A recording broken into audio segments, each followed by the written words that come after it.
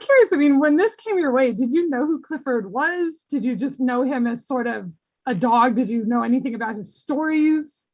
Well, I mean, he was very much, I mean, he was created in 1963. I was born in 1970.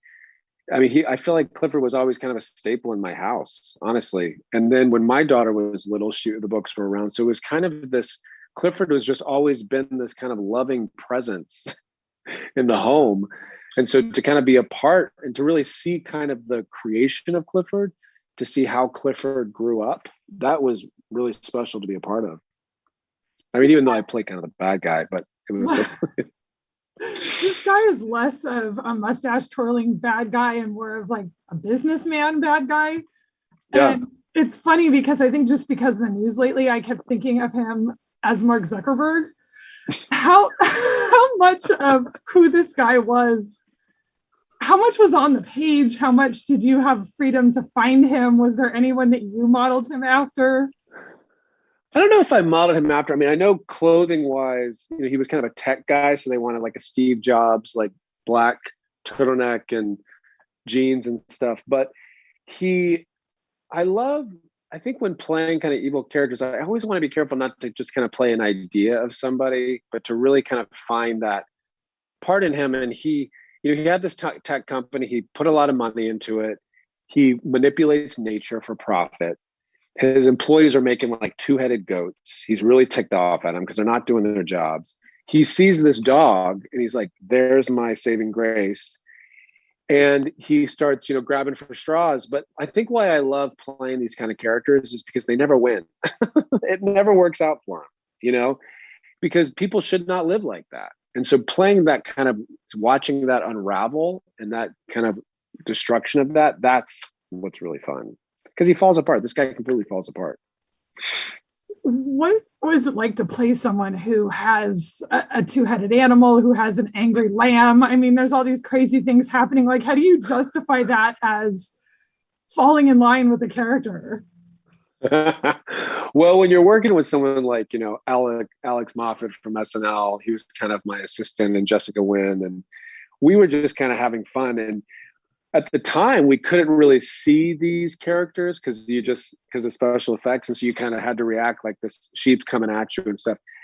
And so that was, really fun just to kind of think how that was working. But I was amazed at the end to be able to see the final product and to see these goats and even Clifford. And let me tell you right now, these special effects people, they need all the awards you get. I mean, they work painstakingly hard with details and stuff. It's really, there's that last scene of Clifford going through the traffic that is just like, I don't even understand it. It's baffling to me. It's really amazing.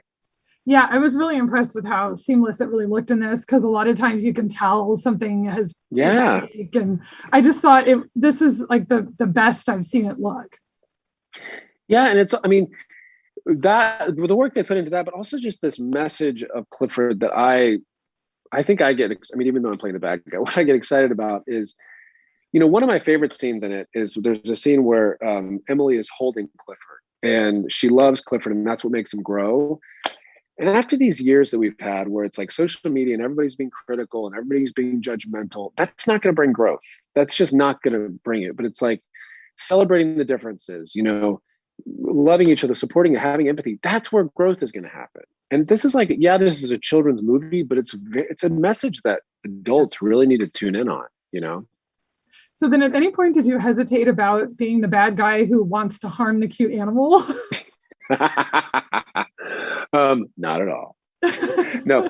I'll show you my little cute animals. You want to see? That's Walter right there. Yeah, I can. And that's Francis. These are little gifts that my wife and I gave us. But it's fun to play the foe. Like, I love playing but he's not evil. He's just misunderstood, Christina. He's just misunderstood. He's had a lot of trauma, and he's working it out. He's trying to hurt the cute animal. So that is pretty evil. It's pretty evil. It's pretty evil, but it comes from pain. It comes from a lot of pain. Well, also congrats on season 2 of Mysterious Benedict Society. Thank you. Had such tremendous fun watching that show. What are you most looking forward to with getting to continue that and go back to that show? Yeah, I love that you mentioned it because I really love. We talk about empathy. I really love what that story was saying, but also just the visuals of it and what they were able to create and the beauty and the aesthetic design of it. Just the whole package I really loved. So, and it says, and the second book is going to, the kids have gotten a lot older. It's going to be a little different, but there's going to be a lot of similar themes. And I don't know, I just, what Trenton Stewart created in those books is really special. So I'm so thankful Disney has allowed us to continue it, honestly.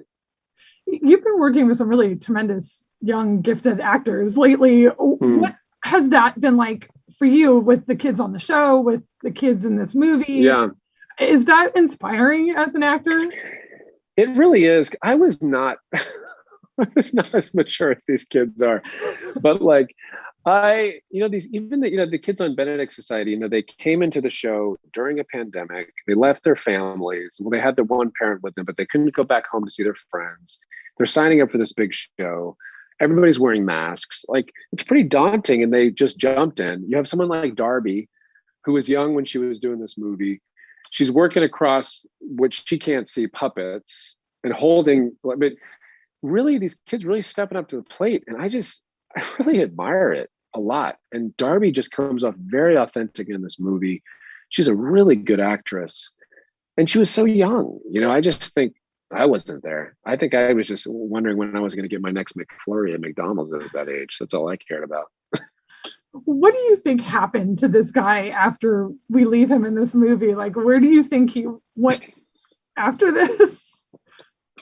I think he's probably he's got Clifford on a dartboard and just like at prison and just throwing darts at it. Hopefully he's in a tremendous amount of therapy and dealing with the trauma that he's been working out. Maybe he's at it. Maybe, you know what? Maybe he did a 180 and is at a dog shelter.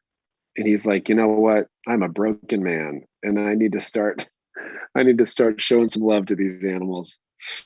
Or in light of life, unfortunately, maybe he's like really successful.